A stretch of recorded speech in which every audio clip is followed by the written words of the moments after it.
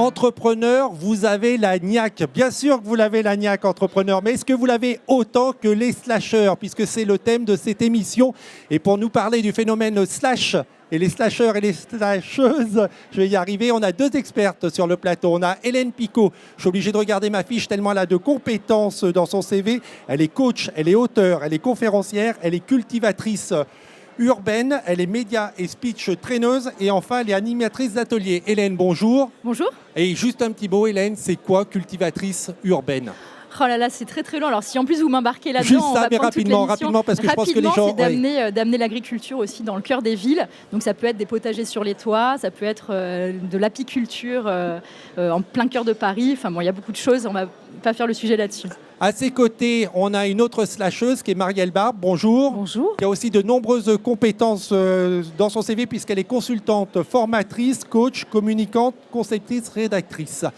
En fin d'émission, on fera un zoom en compagnie de Anne-Catherine Péchineau, qui est la directrice générale de la Fédération nationale des gîtes de France et qui viendra apporter de très précieux conseils à tous ceux qui veulent ouvrir un gîte ou une chambre d'hôte. Mais on revient à la thématique principale de cette émission, les slasheurs et les slasheuses. Qu'est-ce donc? Qu'est-ce que ça veut dire? Être slasher, c'est avant tout un état d'esprit pour moi. C'est pas un statut, c'est pas une étiquette, c'est une manière de vivre en aimant explorer des choses différentes dans sa vie professionnelle tout le temps. C'est refuser de devoir choisir une activité ou un métier plus qu'un autre. Vous avez la même définition, Hélène? Oui, tout à fait. En fait, choisir, c'est se limiter. Et depuis qu'on est au collège, au lycée, on nous a toujours étiquetés. Et là, c'est sortir de ces étiquettes-là, assumer déjà de sortir de ces étiquettes soi-même, et au final, créer la vie qui va vraiment nous convenir. Et en fait, c'est un état d'être. C'est vraiment ça. Donc, on ne fait pas plusieurs métiers. On est, et ensuite, les activités viennent aussi à nous. D'accord, on est, mais vous avez quand même plusieurs métiers. Enfin, vous avez un métier... Bien sûr, c'est la clé, voilà. Slasher, c'est de faire plusieurs activités. Mais des activités plaisir, on n'est pas dans le précaire, justement, on y reviendra. D'accord, et c'est un choix et un état d'esprit. Et alors, comment fait-on quand on fait toutes ces activités, tous ces métiers pour bien harmoniser, ne serait-ce que son emploi du temps?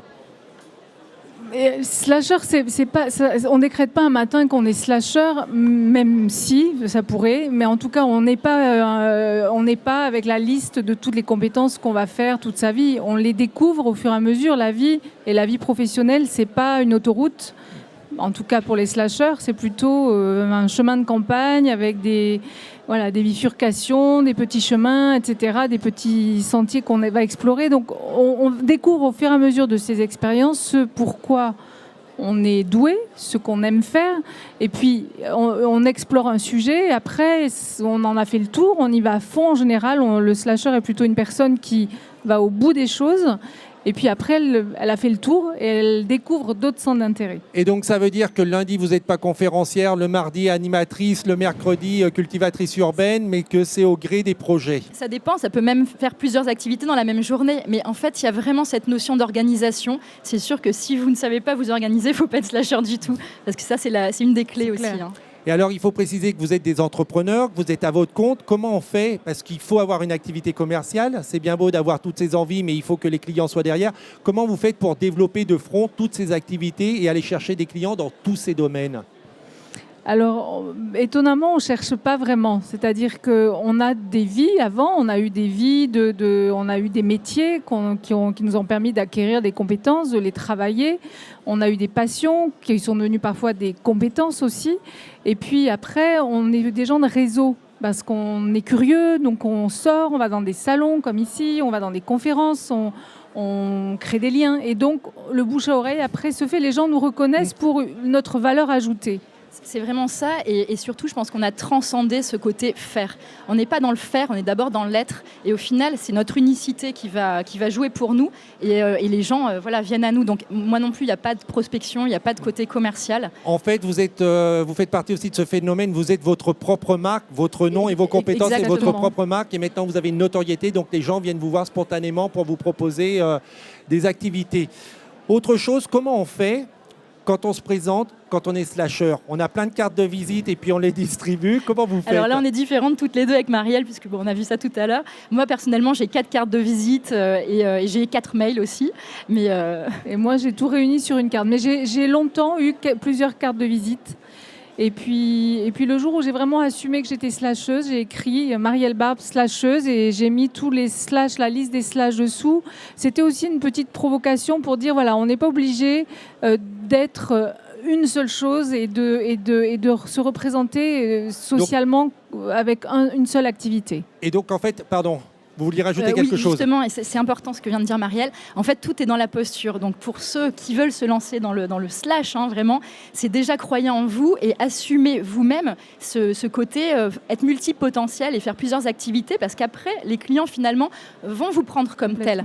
Si au contraire, vous êtes déjà dans la justification et pas du tout dans cet alignement, là, ça fait personnalité instable, ce qui n'est pas le cas. Multipotentiel, c'est pas être instable, justement. Et quels sont les risques ou les difficultés? Parce que bon, vous faites envie, quand on voit toutes ces compétences, on dit bah tiens, c'est chouette, je ferais bien la même chose, mais il y a quand même il y a peut-être ou pas des difficultés, et si oui, quelles sont-elles? Alors pour moi, je rebondis totalement sur ce que tu disais, Hélène.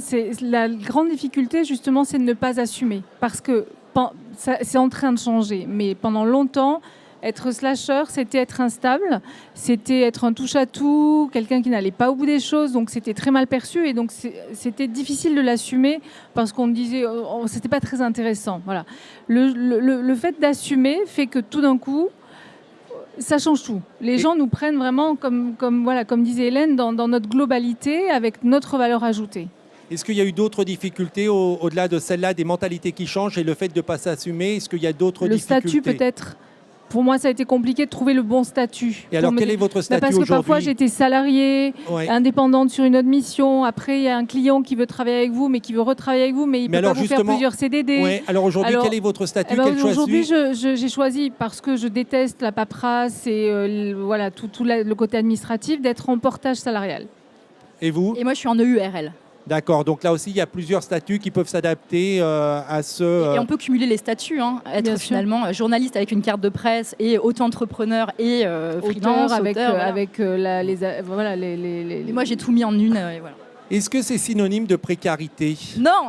Voilà, c'est un cliché qu'elle voulait faire tomber, donc évidemment, j'ai posé la question. Non, ça, c'est la question qui fâche. C'est vraiment ça. Il y a beaucoup de personnes mettent ça, dans les cumuler, médias notamment. C'est quand même très. Voilà, c'est une idée reçue que le statut de slasher est associé à la précarité. Non, c'est deux choses différentes. Alors oui, il y a des gens qui sont dans la précarité et qui vont multiplier les activités, mais le slasher, c'est pas ça. C'est avant tout du plaisir et c'est un état d'être. C'est de se dire, voilà, je suis multipotentiel. Donc personnellement, je ne peux pas faire une seule activité, sinon je m'ennuierais. Donc on multiplie les activités par plaisir, mais pas parce qu'on a le couteau sous la gorge et qu'il faut payer des factures. C'est pas du tout ça. Et je pense qu'autant Marielle que moi, parfois on refuse des missions parce que ça nous branche pas. Trop d'activités, il faut embaucher, il faut déléguer. Jamais. Aussi, moi non. Moi si, ça peut m'arriver d'avoir besoin et justement le statut de portage me permet de le faire et voilà. Pour terminer, est-ce que vous avez un tout petit dernier conseil pour ceux à qui vous avez donné envie de devenir slasher ou slasheuse? Quel est-il?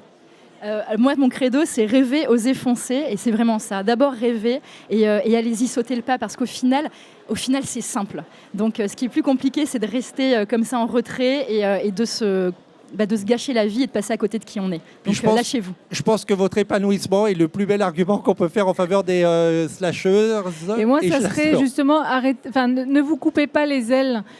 Moi, je me suis coupé les ailes pendant longtemps et personne ne me l'a demandé. Donc, on est les premiers concernés. Donc, arrêtons de nous couper les ailes quand on a envie de se déployer. Déployez vos ailes et assumez qui vous êtes. Et puis c'est un phénomène qui commence à être reconnu, donc aujourd'hui c'est plus un handicap, ça va devenir des qualités même d'avoir ces multiples compétences. Ça sera une nécessité aussi, on ne pourra pas faire autrement pour répondre à l'évolution du monde de demain.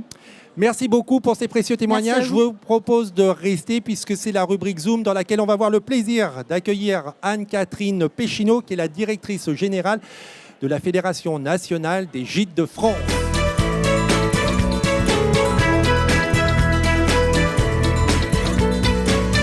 Anne-Catherine, à qui souhaitez-vous vous adresser?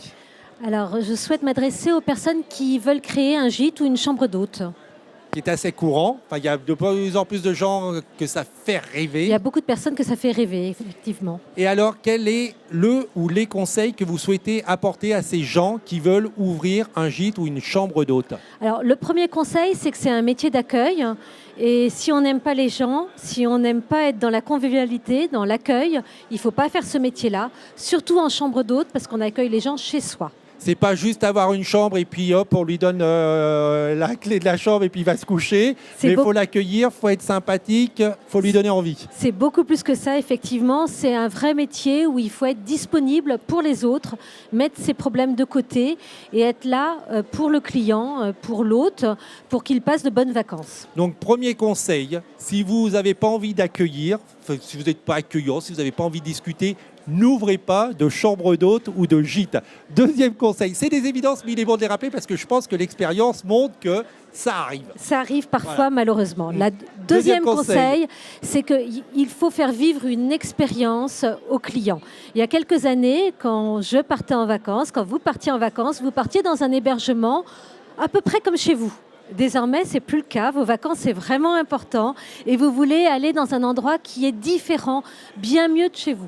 Donc, si vous voulez ouvrir une chambre d'hôte ou un gîte et mettre les vieux meubles dont vous voulez plus chez vous, ce n'est pas la bonne solution. Il faut vraiment avoir un positionnement avec un parti pris décoratif, un positionnement de votre hébergement. Deuxième conseil, si vous avez des vieux meubles, il faut les mettre au grenier, mais surtout pas dans la chambre ou dans le gîte d'accueil. Troisième conseil. Alors, le troisième conseil, c'est qu'il faut avoir des formules tout compris. De nos jours, les gens passent beaucoup de temps à choisir leur hébergement. Après, quand ils sont en vacances, ils veulent être en vacances. Ils ne veulent pas régler des problèmes de draps, des problèmes de linge, des suppléments à payer pour le chauffage ou pour le ménage. Ils veulent arriver et profiter de vos vacances. Et comme vous faites ce métier-là parce que vous aimez accueillir les gens, vous faites tout régler avant et quand ils arrivent, vous êtes dans le partage et la convivialité. Et dernier conseil. Le dernier conseil, c'est d'avoir des belles photos. Désormais, les hébergements se vendent par Internet. Et sur Internet, si vous avez le plus bel hébergement du monde, mais que vous n'avez pas des belles photos, les gens ne vont pas venir chez vous.